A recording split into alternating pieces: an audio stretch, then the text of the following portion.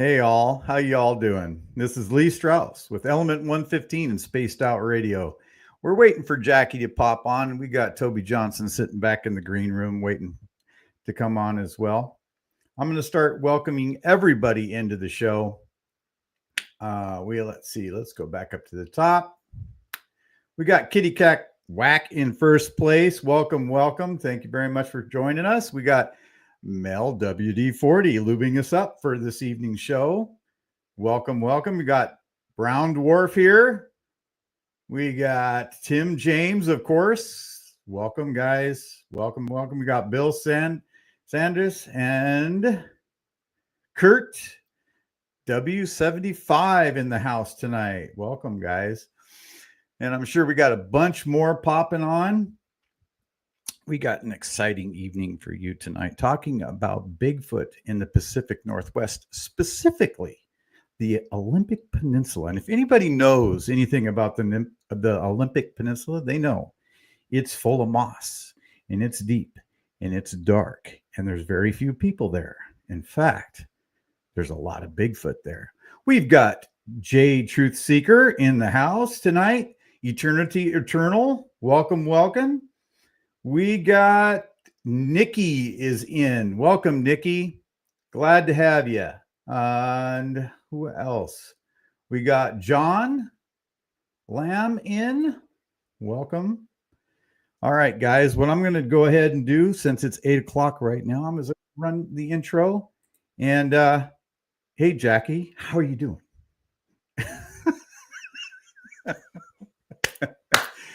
We're going to run the intro and get going, girl. I freaking knew it. Here we go. You're struggling in the meeting zone like it's 8 o'clock. All right. See you in a second. Okay. I'm having all kinds of issues, guys. Forgive me. Just give me a second. I am going to turn my volume up so I can actually hear him gloating. I'm gloating. All right. Okay, fine. Now.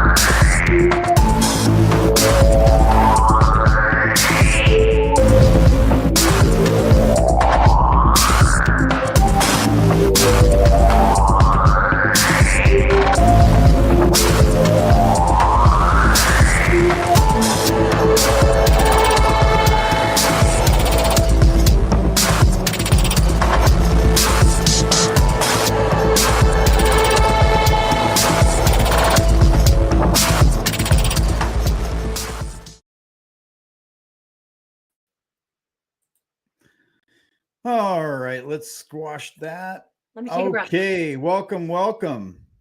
Yeah, right. Let's bring it down. Well, tonight, everybody, we have got Toby Johnson on tonight. And Mr. Toby Johnson has been a great asset now to me, especially with his art. He has added an element to my room, and I'll tell you what, it's fantastic. Yeah, We'll I'm go actually into. really jelly. I know a lot of people are. I have got 3 Not gonna fantastic pieces of lie. art in my studio now, and I am just so stoked. This guy is an amazing artist. But besides being an amazing artist, this guy is an amazing researcher in the paranormal and Bigfoot. And I am so pleased to have him on our show. Holy smokes. I mean, really. Not only Yeah, that, this guy lives in my freaking backyard, just about over here on the Olympic literally, he's Peninsula. homeless. He's living back there, whittling wood. No, I'm But not. anyway, this guy has been on the Discovery Channel's Expedition Bigfoot, which is freaking Woo! awesome. That's A my couple favorite of show. times. What's that, Jackie? I said that's my favorite show. There you go. So he's been on there a couple of times. Not only that, you know, he's a host and producer at Flash of Beauty podcast. Oh my gosh. Oh my gosh. Yes, I need a round of applause for that for sure. Holy smokes. Because Love it. I have spent quite a bit of time listening to Flash of Beauty. And you know what? I had no idea that Toby was even involved in that whole thing. And I was. That's what Lee used to call me, Flash of Beauty. That's right, Jackie. Anyway, I want to welcome him on. Please give a round of applause for Toby Johnson. Hey! Welcome, sir. Hi, Toby. Uh-oh.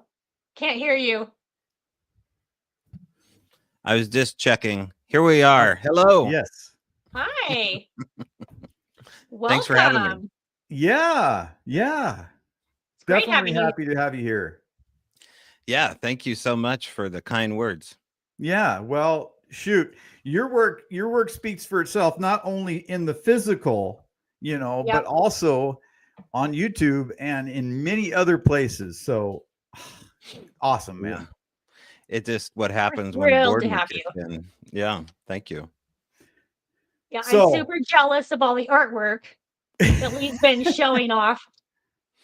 Well, So- had that so- been mailed to you, Lee, you may not have received them because of a porch pirate. So just be glad that you met me at a Target. I literally just had a package stolen minutes ago. We have to get this out of the way. She's distraught. She just, I don't know, you ordered it from Goop or what happened, but now it's not Temu. there. Watch your package. That's my new motto. There you go. We need that on a shirt. Watch your package. Watch your package. I'm a package Or have pirate. someone Watch watch your it for you. package. Yeah. Package pirate alone's a great name. There you go. I love it. So Toby, why don't you tell us a little bit about yourself, and then we'll get into some Bigfoot goodies here in the Pacific Northwest in the Olympic Absolutely. National Park. Okay. Well, I was shocked to learn that Lee existed only a few short minutes from me, really, when I lived in Port Orchard, is what it would taken for us to have a Bigfoot conversation over coffee, but it didn't happen until just recently.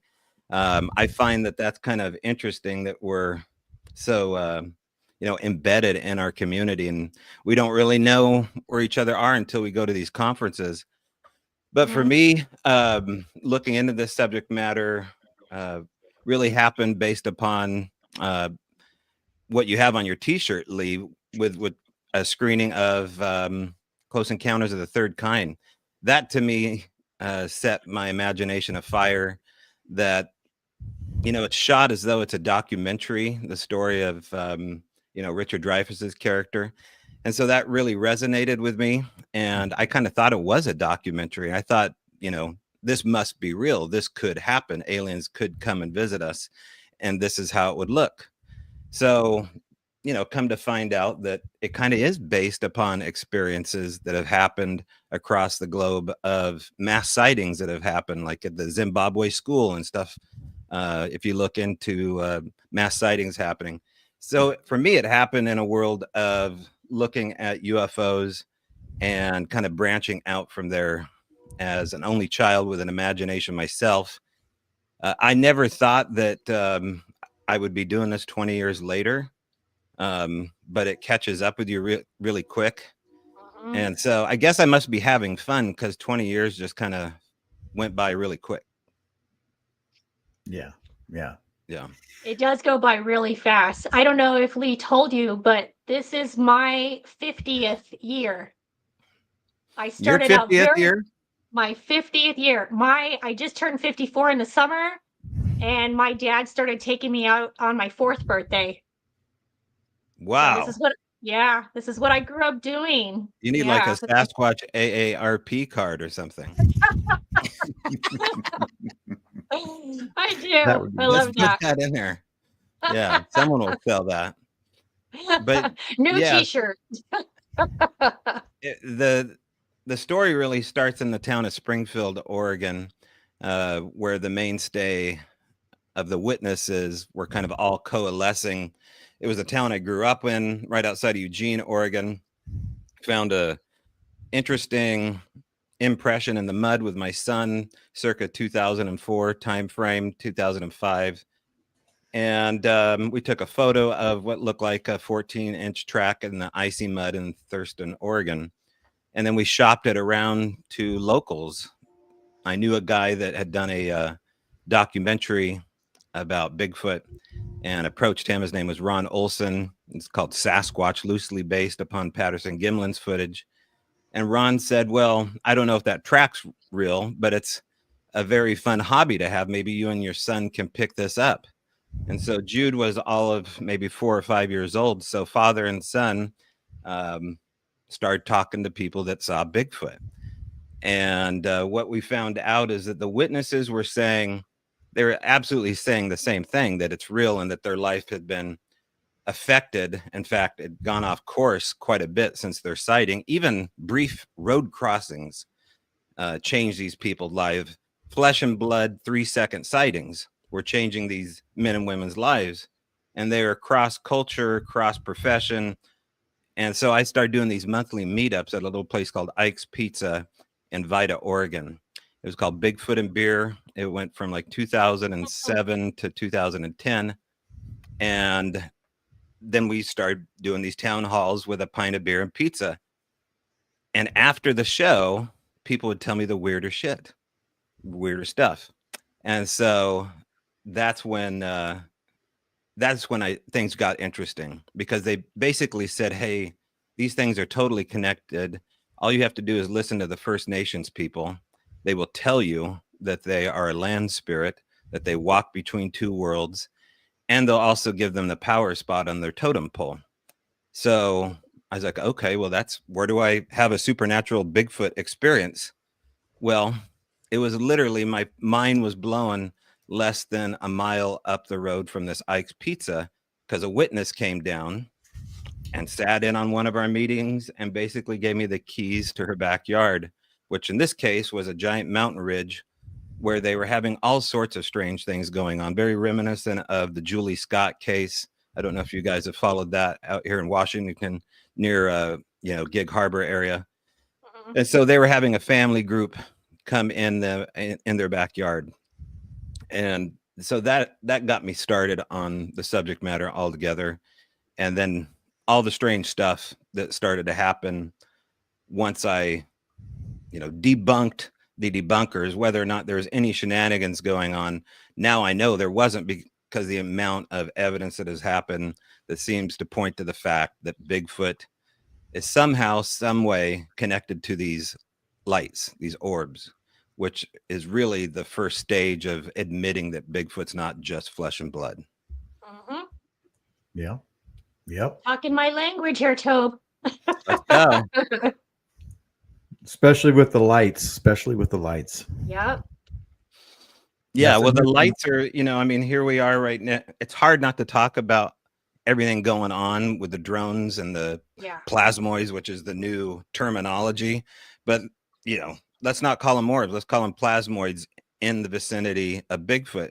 In our film, A Flash of Beauty, Paranormal Bigfoot, we put Dr. Simeon Hine, who wrote Dark Matter Monsters.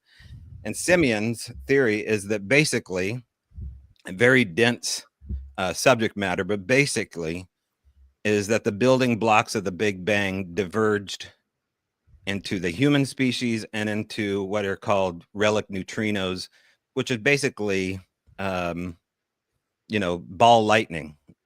And so looking into these subject matters, people discount orbs as being just ball lightning, but ball lightning is very weird when studied. It does have this kind of organic quality to it, does seem to have an alertness, precognition to it at times. It's a supernatural experience to have ball lightning around you, but this is like, these are vary in size, shape, color, little flashes of light, giant explosions of light, like we saw in Vita. And they seem to be alive, and they seem to be connected to Bigfoot activity coming your way. Absolutely. I agree with you. I've had the exact same experience, as we've talked about this many times on the show, where because of how many years I've been doing this, I have had multiple experiences with the balls of light. I've seen them in uh, orange and very, very bright white. Sometimes it's almost like a tint of yellow, but more of like blurs more into the orange zone, I would say. But do you ever see like specific colors? Right. Yeah. So white seems to be the most popular. And it actually, it looks like someone is out with a wet Zippo lighter, and you just see like this burst of white, pretty low at times, actually, like Yeah. in the grass, in the trees. But sometimes, like, in Vita, this place near this Bigfoot and beer meetup, the place where I was given the keys to the kingdom here, we saw this giant burst of energy that must have been, maybe 75 to 100 yards away in a clearing right in front of the trees. And it opened up to about 60 feet in diameter and just exploded like a Van Halen pyrotechnic. No sound, completely angelic. If you were a wise man, you would have followed that right to the baby Jesus. And it did it 4 times in front of us. And luckily I had a witness with me, a gal named Beth Heikkinen, and it just pinched. It exploded through the tree line there. It just penetrated the darkness, and it wasn't blinding. But how in the world would that be connected to Bigfoot? Well, because we're dealing with something here trying to tell us what they are. They are not just of the land. They are of the spirit. And Absolutely. we are too, to a different degree. I just think that they're constantly in this other altered state. And that explains so much, right? It explains the lack of evidence to me, which is the evidence that something else is afoot. And that the government, they can't quantify this and put it in a box. They can't study it. Well, maybe they can. We interview a guy on our YouTube channel, an old friend of mine, Henry Franzoni, who wrote a couple different books, Failing in a Cooler Way, His Adventures of Bigfoot, and then The Spirit of Seatco. And Henry, he passed within the last 4 months unexpectedly. But he confessed on camera that Sasquatch is living underneath us, under lakes of fire, to be exact, and that the greatest population of Bigfoots are in Washington, D.C. And so these are explosive claims from a very sincere scientist. Like, Henry was a mad scientist that would say just the craziest stuff, but he'd say it with such a straight face. And that was his dying word confession, is just like, after 40 years, I've been waiting to tell people what's really going on. And so I think these are interesting conversations to have, because it does kind of fill in the gaps with, some of the stranger things that they seem to be able to do. That's definitely a claim I've never heard before. Right. It's unique, that's for sure. Yeah. It's very unique, right? You guys are being kind. Wait, you got to go watch it. Go to A Flash of Beauty. Look for Henry Drops a Bomb Part 1 and 2. Oh, and I'm just definitely keep going an to watch open that. mind that you have a sincere professor with the Native American tribes on the Columbia River Gorge. And he's very well known in the First Nations community. And so he's been working with them in concert with Peter Byrne and John Glickman since the 1980s. Wow. to get grants to study Sasquatch on the mountain ranges over there in the Columbia River Gorge. So Mount Hood to be exact. So the Glickman report, Henry Franzoni, Peter Byrne, it's a peer-reviewed paper that'll blow people's mind. Most people don't know about it, but there's something going on with, I think Sasquatch do have the ability to come in and out of this dimension, but I think that they're underground periodically. And there seems to be some evidence to that just based upon the sounds that we recorded, which sound like a rolling rock or a sliding stone being opened and closed, and then you get activity. Interesting. And you think that's probably most likely coming from underground instead of more like in a mountain? Yeah, well, it could be one of these supernatural sounds that I don't think are physical, almost like a paranormal sonic boom happening. That's where these car door slams come in. You're out in the middle of nowhere, and 10 feet behind you, you hear a car door slam. I've had that exact same thing happen to me and my dad out of nowhere. And it's just like, where did that come from? Yeah, see, not enough Range. Bigfoot talk of that, and they should, because Yeah. you know, we're leaving out the data points here because of shame and ridicule, and we can't do that anymore because it becomes way more interesting to look at and study. So the car door slam, the wood knocks, the clicking sounds, maybe even the sound of like a boom, definitely like the Louisville Slugger conk sound. To me, see, these are all like things that happen during ceremonial magic too, when you do like invocations. Like if you're sitting in a circle doing some witchy poo stuff, these sounds will erupt around you as though something's coming out of the veil. And these are the sounds that Bigfooters hear, and it explains what's happening when you're not able to, you know, record them, because they just don't like cameras. You seem to only have permission to use audio equipment. We have a perfect example of that. I don't know if Lee told you about it, but we have something similar that we went through in June where we had a lot of activity and we ended up catching it more on audio and not very much of like the visual. And we had cameras everywhere. Yeah. So it was interesting. Well, you know, I was curious about why the cameras. It doesn't really make a whole lot of sense, especially if they're just a relic hominid. It doesn't make any sense. Yeah. Because they will find that damn camera and they will let you know they found it. And you can have the camera turned off.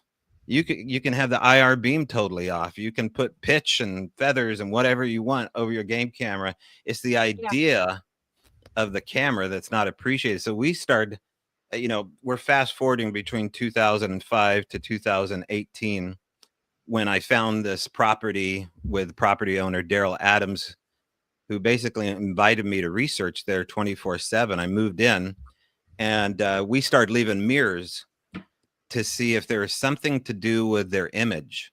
Also to see if we could get a handprint or a fingerprint smudge on the mirror. So we just go buy little cosmetic mirrors, hang them in the trees in our research area. And most of the time the mirrors were broken or they were put mirror side down. Interesting. And I don't know. I mean, that's happened a couple different times so far. They've moved the mirrors to different trees and hung them in different branches, but maybe there's something to do with their image that they just don't, you know, particularly like. I don't know. That's interesting for sure. Yeah. Well, we do have some evidence that you forwarded on to me. Oh, I want to see would that. you like to start getting into that, or? Yeah. Well, since we were talking about the audio evidence, let's just talk a little bit about what happened at the Al Moon Lab. It's mentioned in A Flash of Beauty. It's kind of woven tapestry of witness accounts. Our interview with the producer and director, Brett and Jill, was really the first interview that they did. And we found out from there because I kind of knew some of these other weirdos that have had stuff happen. And so I kind of pointed them in the direction. But when it comes to the audio side of Bigfoot, well, for whatever reason, We have the permission slip to record them on audio, and they seem to engage it. You will get battery drainage periodically. That just comes with the nature of working with this phenomena. But we recorded a lot of audio, parabolic, my Tascam DR05. I had 2 of them running over in my little research trailer. And so what we found is not only were we getting, in concert with Sasquatch vocalizations, or what you would think are, and even language, but we would get these gigantic greasy handprints, and there would be these gifts left, very strange things. Some of them that you had just recently spoken about. Like if you spoke about an object on the property or even off the property and they knew you, they would go find this shit and they would bring it and put it somewhere within the vicinity of your eyeballs to find it. So That's cool.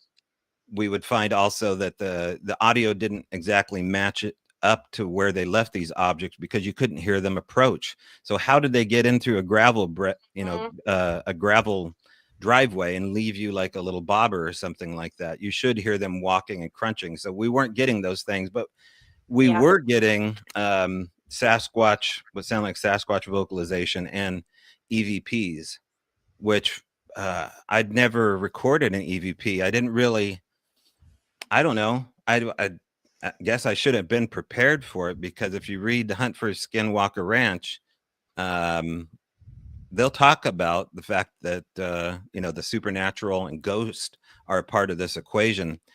And so we were trying to, figure out whether or not we were hearing an EVP or a Bigfoot vocalization. So why don't we play one of these clips that we have here, and then I'll explain what it is after. Perfect. All right, we're going to roll with this one.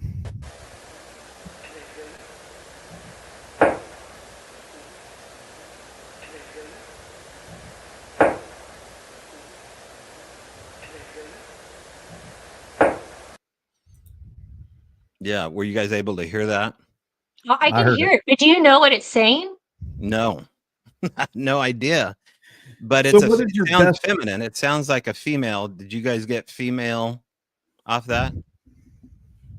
I'd have to hear it a little bit more closer, Okay. but I can definitely hear something making a noise. Yeah, and so you can go ahead. Let me just say that maybe if the audience has earphones at this moment in time, it's probably a good thing to put them on. Okay. And I actually have a super quick question before we go further, because you made a comment about not being able to hear anything in the gravel. A lot of people have that exact same experience. Lee and I had that exact same experience where there was one standing right next to our tent, even grabbed our tent strap and even rubbed the bottom of the tent. We didn't hear it coming up. We never heard it walk towards us. We never heard it walk away from us. How do you think it does that? Vibrational state, somehow, some way, frequency, vibration, in the proximity to where that sound, female voice I hear on that. There were some tracks that were left in the gravel between my trailer and this metal shop that we worked out of, and they were embedded down into the hard pan. So it's very difficult to leave any kind of impression and gravel and push it down into the hard. I mean, you can swipe away the gravel and expose the hard pan. That's not what happened. It was so crazy that I got out my little iPhone, recorded what I was seeing, and I was seeing a vibrational effect of the rocks embedding down into the hard pan. You can see me push away the gravel off to the right, and you can see it's bare hard pan. And so if I were to clean off all that gravel, you would just see a track with embedded giant gravel chunks pushing down, and that you could even see the silt on the heel where the little bits of sand and dirt were vibrating down to a smooth edge, and there was the appearance of what looked like toes. And so they were constantly telling us that this wasn't a hoax, which anybody could sweep away gravel and make it look like a print, but that was just like, okay, this is really happening. Okay, so we'll play that audio one more time. Okay, here we go.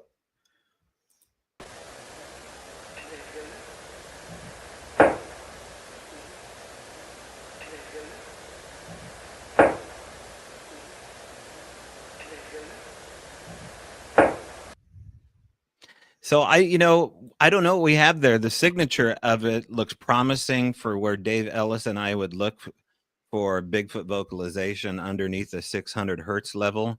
And it's always kind of like this horizontal chunk of information. When we talk, we have kind of a stair step approach that goes vertical on spectrogram and it goes way above 500 hertz. That kind of stays in place, but it sounds like an EVP to me a little bit. It kind of does, but it is Yeah. definitely female. And maybe I that's can what a hear it ghost, now. maybe it was a ghost EVP or a Sasquatch EVP rather, but it also has that knock sound. We're Yeah. discussing the Yeah. car door slam, but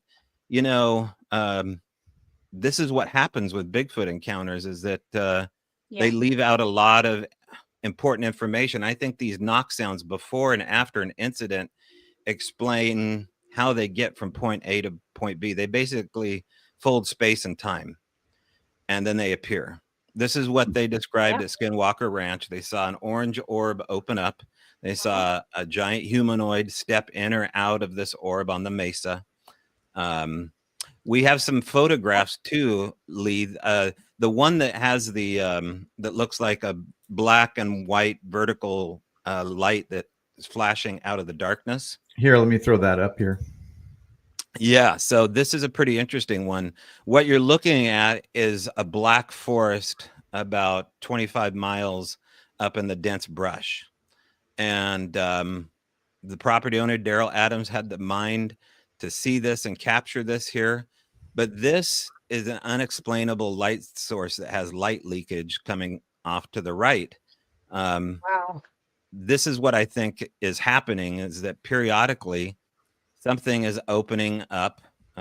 If you've ever talked to Adam Davies and John Carlson about what happened in Southern Oregon, this is exactly what they described, is that something opened up, a red atmosphere existed beyond space and time in the middle of the woods. They could see like the dead trees, the red sky, and then two little beings come in and out of there. Right. And this is not like Adam Davies' bag to talk about the paranormal. It traumatized him. So it's a grab bag of things that could be happening. I think it's like walking into the Mos Eisley bar. You don't know if you're going to meet Chewbacca, who's coming in. It's just maybe they're an avatar, right? Like we interview one of the professors from Skinwalker Ranch in part 2 of our documentary, Eric Bard. And we show him some cloaking video from Barb Shoop shot up in Greenwater, Washington. And he said, it's almost like Sasquatch is just an avatar of what you expect them to be.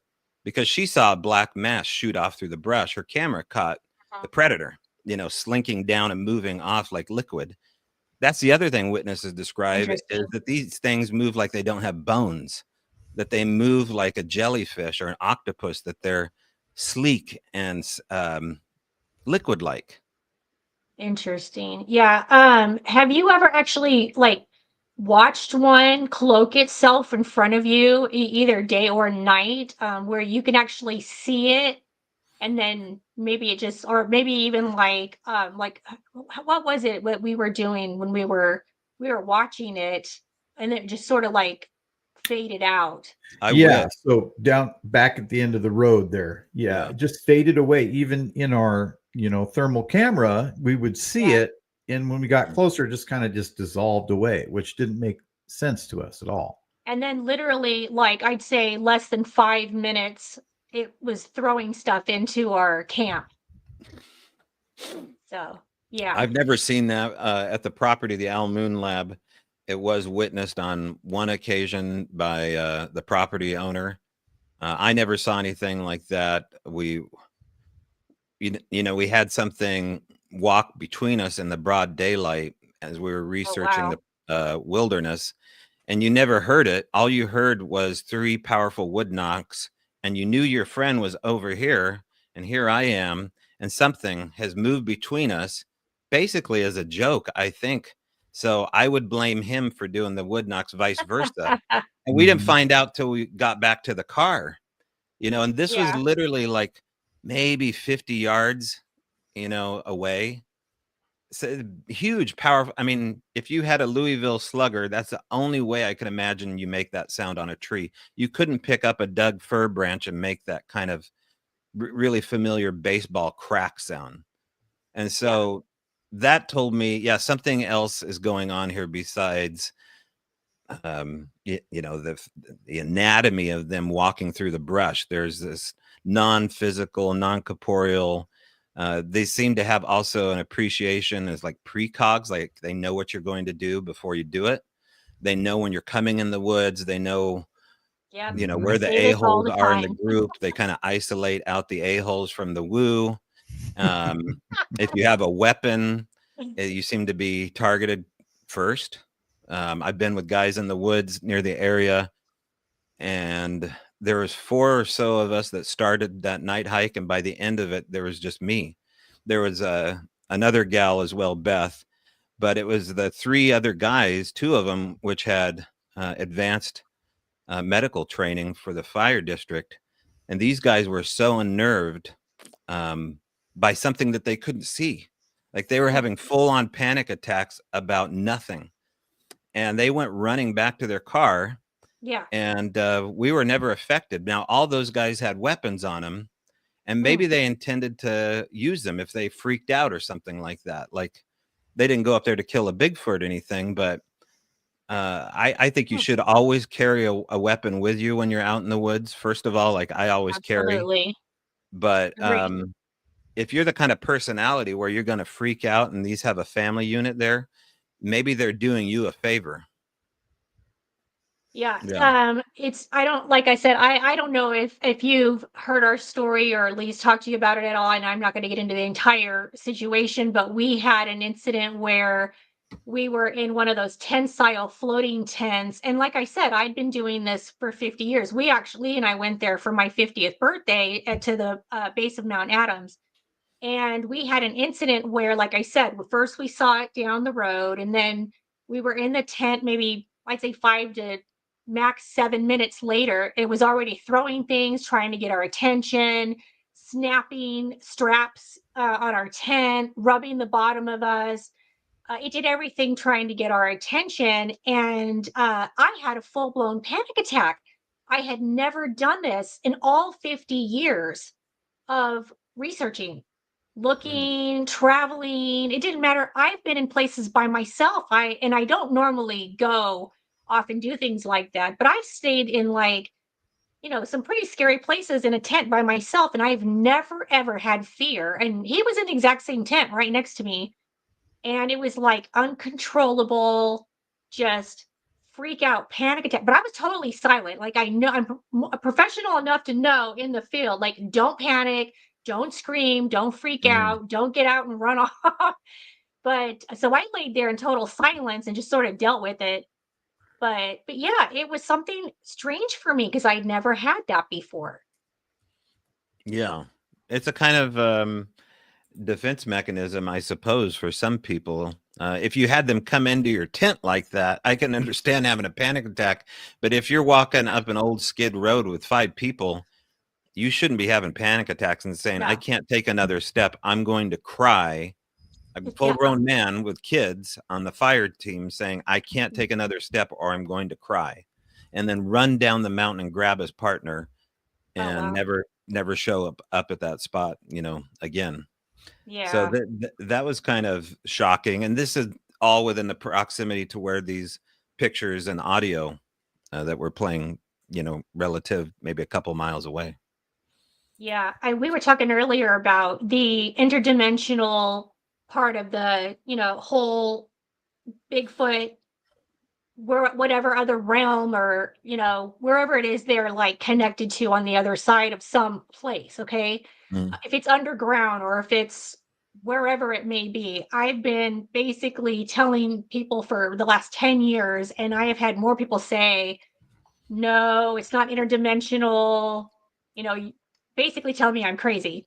So I hear more people now say that they believe they are. So what do you think is the main reason why people now finally believe that they actually are interdimensional beings? Because it's cool to talk about the paranormal. without the X-Files music playing. Lee and I were talking about it.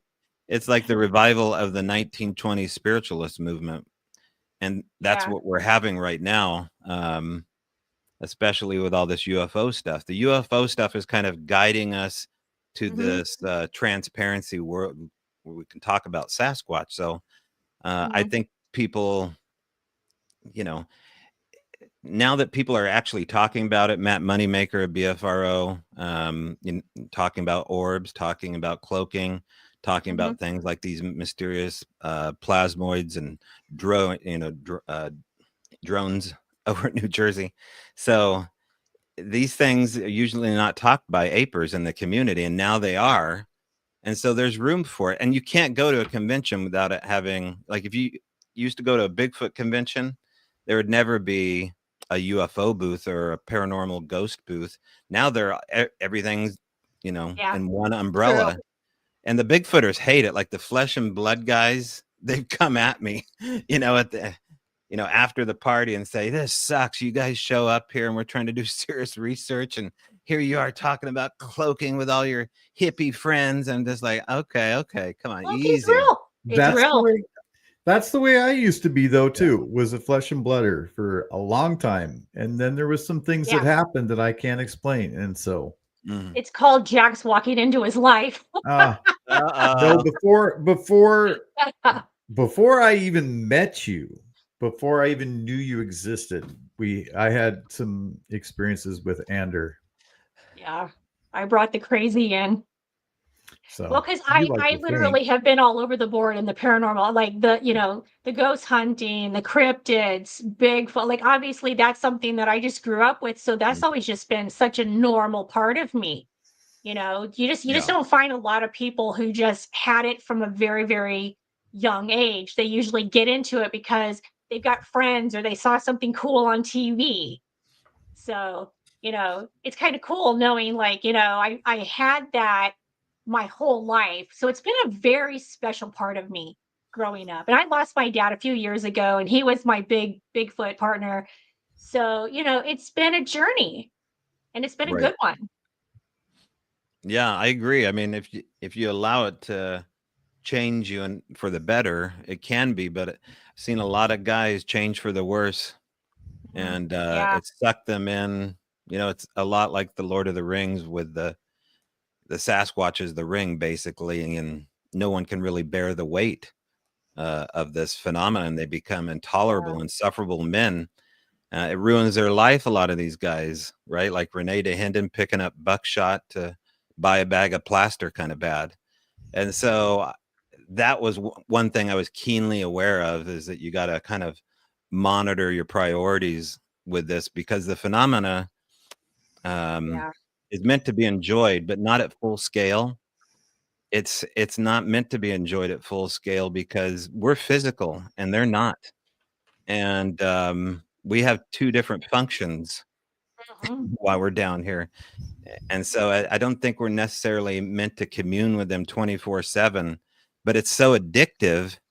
It really is Yeah. like mainlining the paranormal, right? Like you're a junkie for the adrenaline rush and for the knowledge, and you're Mhm. getting secrets, right? Like these are secret schools that you're attending in the woods, and you're in ceremony. It's like going to church. Like you're having a spiritual awakening and it is Yep. rocking your world, and you want more of it. Let's go in the woods. I'm actually Yeah. encouraging myself to go in the woods right Right. Yeah. Was there now. any Hey, of this other evidence you want to get into? Well, let's play that next audio clip. I sent you a couple here. We'll talk about that one. Okay, here we go.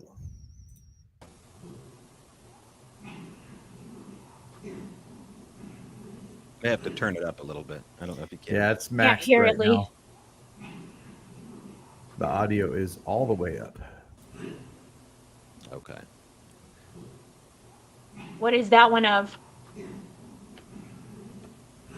Yeah. So that's an example of percussive vocalizations just outside of the shop where we had a lot of action happen. So between my trailer and this weird haunted shop, that was also next to the house. We would set our recorders.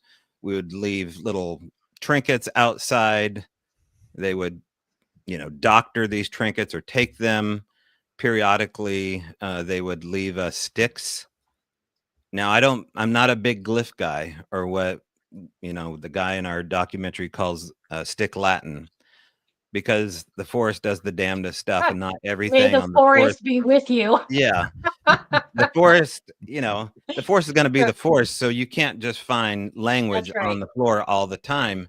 But when you have a gravel bed and you have no twigs there, and suddenly 4 twigs randomly appear in the specific spot, it's just a beacon of pay attention to me. This means something. So these are very important somehow to the story of who they are, these glyphs. And it was the same damn 4 little twigs moved about, kind of like a rune letter, a Chinese character or something like that. And so that's where I stuck the recorder. That's why that vocalization is there.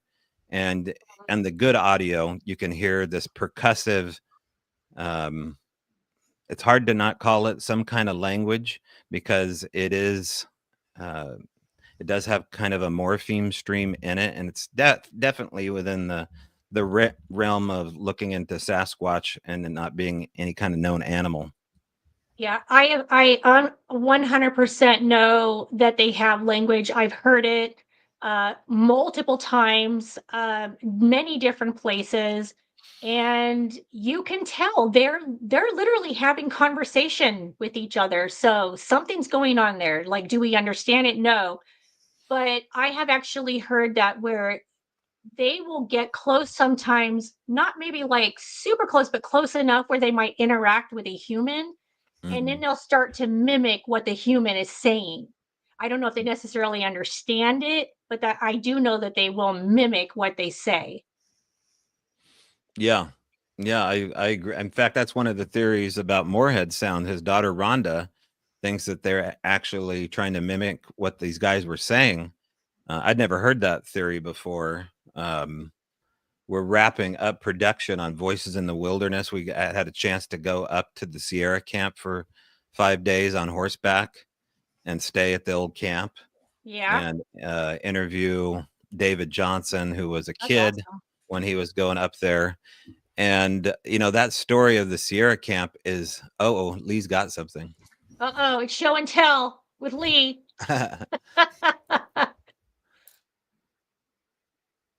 What is it? Look at you. That's the dirt from the Sierra camp.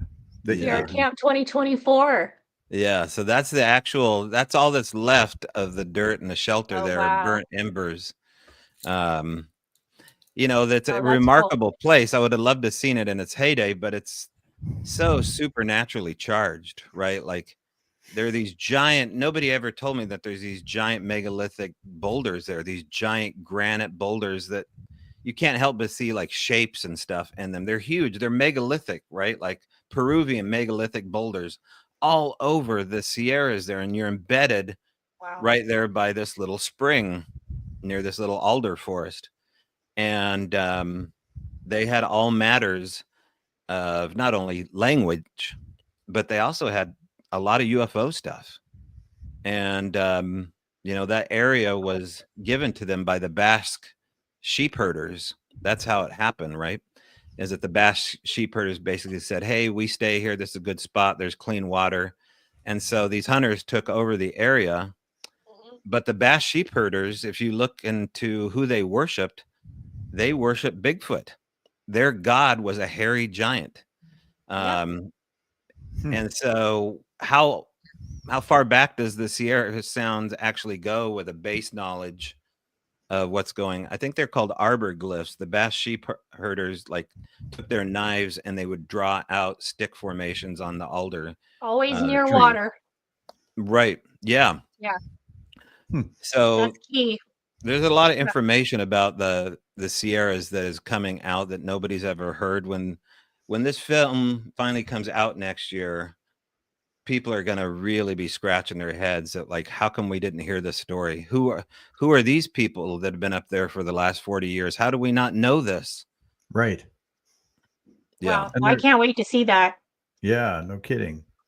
So you I say had a they're question real quick. It's something that I talk about and I share with people when I take others out, and I want to see like what your interpretation of well, obviously when we go out, every single one of us is doing our own research by our own interpretation of what we think something means. And I always talk about how when the trees are bent towards the water, it's always in a like a map formation. What do you think about that? Do you feel like they're trying to tell each other something? I'm clueless. I mean, I haven't really found any consistency with the tree breaks. One of the things we did on camera was put a compass on a tree structure to see if there was any kind of data that we could glean. And what I found is that the tree structure was faced due 0 north. So it was zeroed out on a north pattern. And it was also facing water, though, to your point. And I found that on a couple different occasions. So you just grab your compass, stick it on the tree structure if it's facing one direction in particular. This one happened to be in a line, and it was zeroed out. So I don't know if it's some kind of compass. I've seen a couple different things like that on the White River near Mount Rainier. There was a stick structure that was anomalous. It was also pointed due north. So maybe there's something to that. A sundial, that's a possible answer. A throughway, but maybe a ley line, right? Like, I think that these game trails, I think Yes. game trails are following ley lines. This explains the migration habit of birds and how they're able to recognize where they are when they should know where they are. Cats that Yeah. follow you home, 20 miles away. Something is happening on a level, the unseen level, Hmm. that is reminiscent of what people describe as energy lines or ley lines. So, thankfully, through the work of a gal by the name of Mantra Friedrich, I don't know if you know Kyle Gibson and Mantra, but she worked with Kathy Strain, and she's been looking into the magnetic anomalies on a USGS map. So if you go to usgs.com and type in magnetic map, you can see the flow state of a given area all throughout the US. And Oh, so wow. one of the theories we have right now is that wherever there's a high concentration of magnetic power and a low concentration, the tighter those spaces, the bigger the activity. So it's not necessarily, oh, there's a big wave of magnetic, shift over Crescent Lake. No, it has to do with the big fluctuation between negative and positive. So it's polarized. And so if you go over like Bigfoot hotspots, you'll start to see that, especially as you zoom in, like, oh my gosh, like the Olympic Forest has some amazing spots. And this is where the action is coalescing. Now, I think that these magnetic maps should be virtual, like they have a flow state. They're not just a rigid map. Neither are these ley lines, I think. It's like the weather. And so everything's constantly flowing. You're maybe getting a generality, though.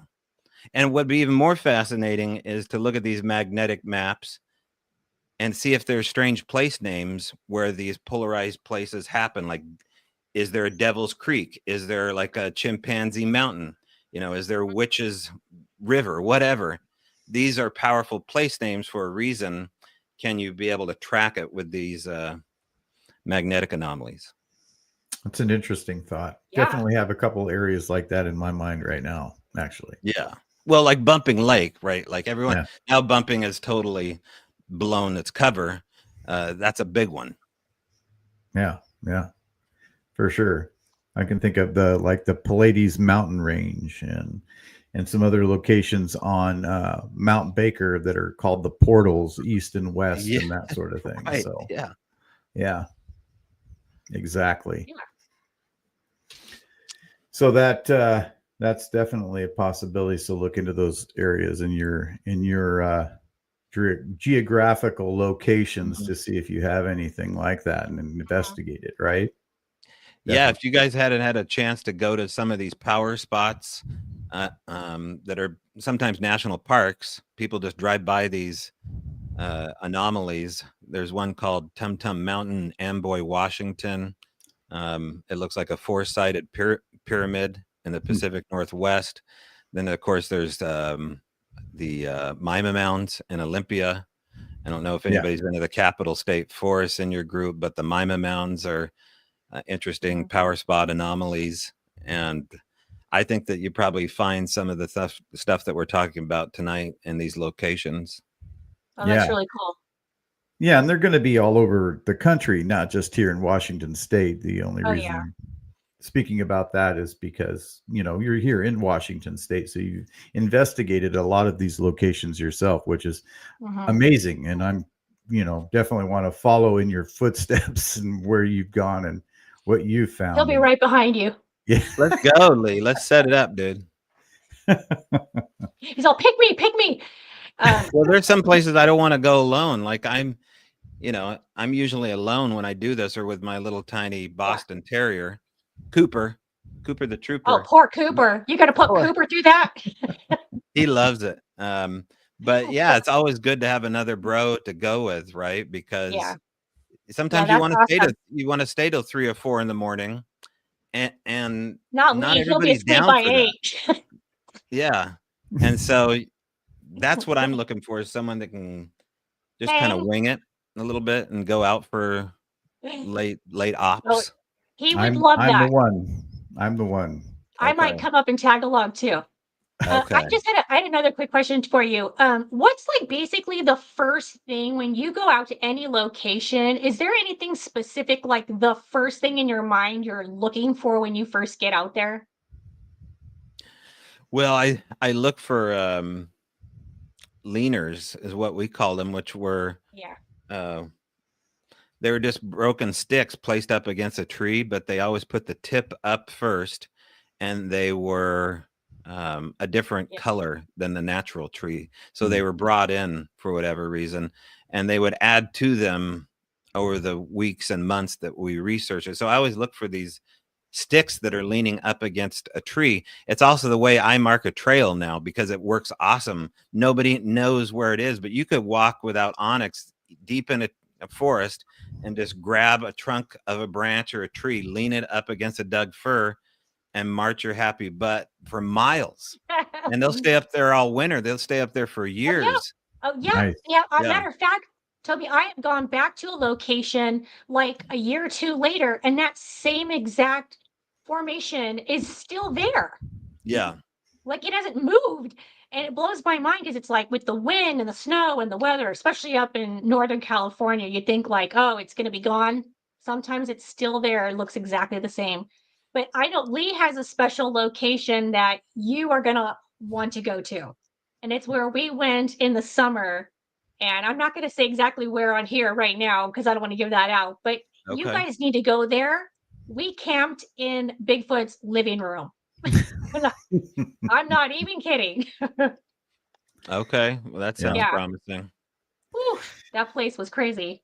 Anyway, it's been a pleasure having you on, Toby. I mean, oh my gosh, it's been amazing. You have probably got enough content in your brain for 30 hours of what we just did. But I want you to go ahead and tell everybody out there where they can find you, where they can contact you, and where they can watch your Flash of Beauty and all of the other wonderful documentaries you've been doing. Oh man. Well, if anybody's interested in my book, they can order it. It's called the Al Moon Lab Paranormal Experiment. We also have a couple of docs out under the name A Flash of Beauty, Bigfoot Revealed, and Paranormal Bigfoot. And then, of course, Voices in the Wilderness comes out next year. And then Flash of Beauty 3 is still being filmed, and it's on the First Nations experience. And so we're still taking witness encounter stories for the YouTube channel, which is kind of its own entity right now. So if you have an ongoing case and you want to be on camera, it's a good time to reach out to us, because we'll come to you and get it all on high def. Yeah. Lee and I definitely have an amazing story. Almost everybody on here watching knows our story, but we're definitely going to need to tell you. It was amazing getting to finally meet you. Yes. Thanks, Jax. Thanks, Lee. Nice Yeah, to Yeah, meet you you're guys. welcome. absolutely. Thanks for coming on. Thank you Yeah. for coming on. And we're going to have to go with our outro. And yeah, see you all guys. See everybody next week. And it'll be a blast Thanks, next week. Too. Toby. All right. Have a Bye, great guys. night. Bye. Bye.